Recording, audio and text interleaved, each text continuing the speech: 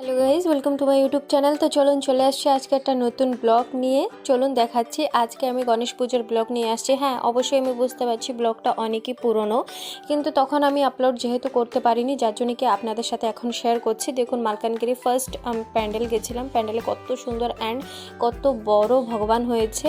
হ্যাঁ, অবশ্যই পরস্পর আপনাদের সাথে দু তিনটে আমি অবশ্যই শেয়ার করব, সব তো শেয়ার করা সম্ভব হয় না। তো এখানে আমরা গেছি, যাওয়ার পরে বাপ্পার দর্শন করেছি। দর্শন করার পরে এখানে প্রসাদ নিয়েছি। এখানে সব দিনই প্রসাদ বিতরণ হয়।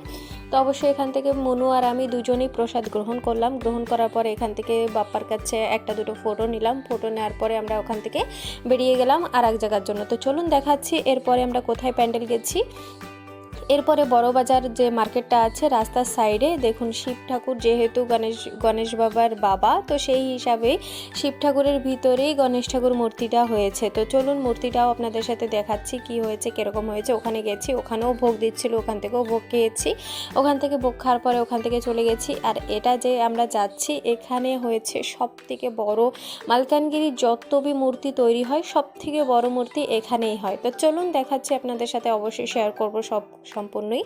তো চলুন এখানে গেছি। এখানে যাওয়ার পরে কিছু ফ্রেন্ডের সাথেও দেখা হলো, তাদের সাথে একটু মিট করলাম। মিট করার পরে এখানে দেখুন, যেহেতু ফার্স্ট দিন ছিল তার জন্য সব কিছু ঠিকঠাক করছিল। দেখুন কত সুন্দর বড় বাপ্পা হয়েছে, বাপ্পার নাকে জগন্নাথ ঠাকুরের মূর্তি তৈরি হয়েছে।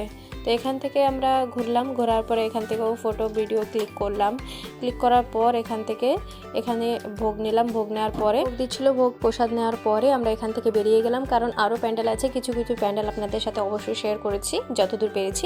এটা ছিল আরেকটা প্যান্ডেল, এটা কুমিরের। দেখুন প্যান্ডেলটা যে বানিয়েছে, কুমিরের মুখের ভিতরে গণেশ ঠাকুরের মূর্তিটা তৈরি হয়েছে। এর ভিতরে দেখুন কত সুন্দর সুন্দর ডিফারেন্ট গণেশ ঠাকুরের মূর্তি তৈরি হয়েছে।